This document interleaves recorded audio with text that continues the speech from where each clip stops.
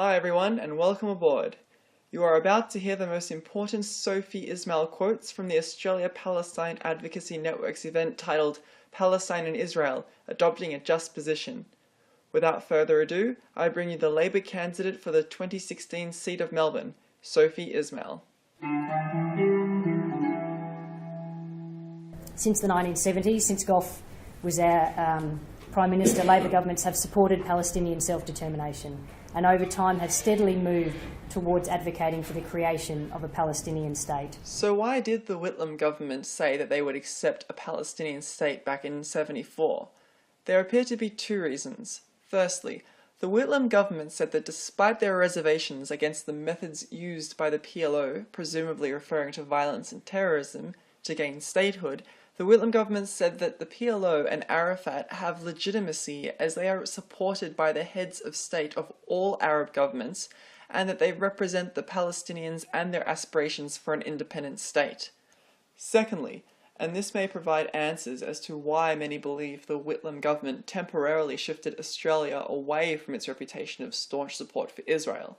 Looking back on his reasoning, Whitlam wrote in 1985 that Australia professed an even-handed attitude towards Israel and the Arab nations, but in practice, they were thought to be favouring Israel in its first three wars between 1948 and 1967. So, when Egypt and Syria launched the 1973 war against Israel on the holiest day in the Jewish calendar, a war where the unprepared Israel's very existence was at stake, Australia, quote, had to practice its profession of even-handedness, end quote, and criticised both sides of the conflict equally.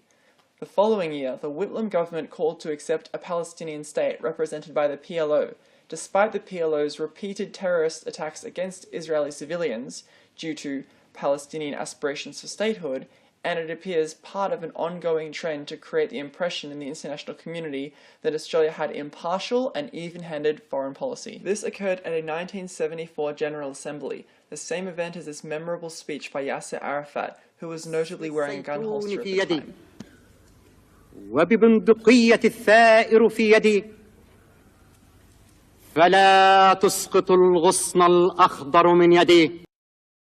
It resolved that if there is no progress in the next round of peace talks, which started in France last week, that a Labor government will announce the conditions and timelines for the Australian recognition of a Palestinian state.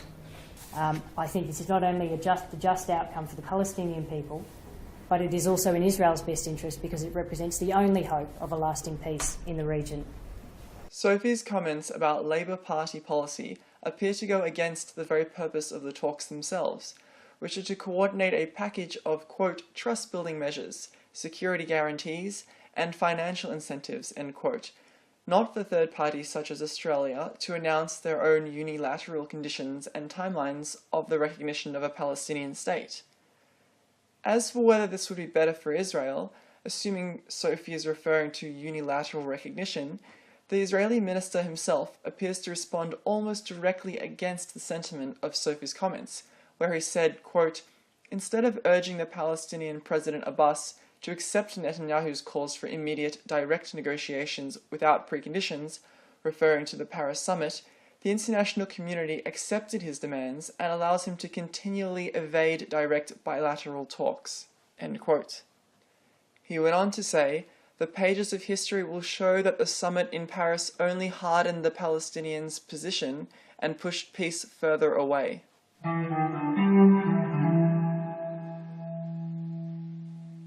Well, wasn't that interesting?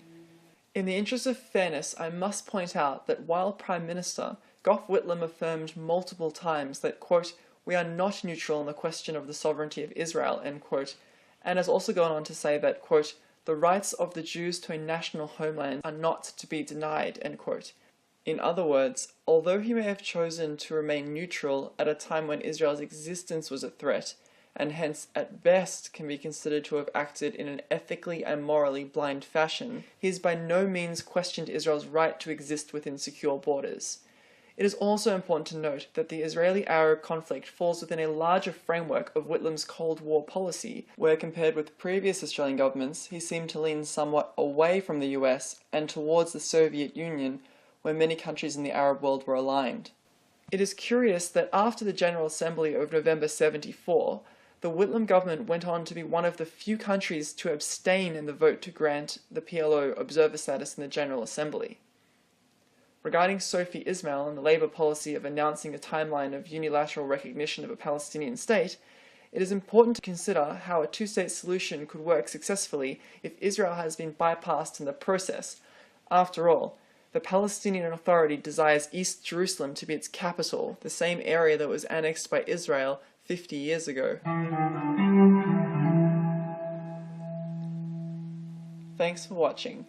If you like this video and want to see more, please feel free to subscribe.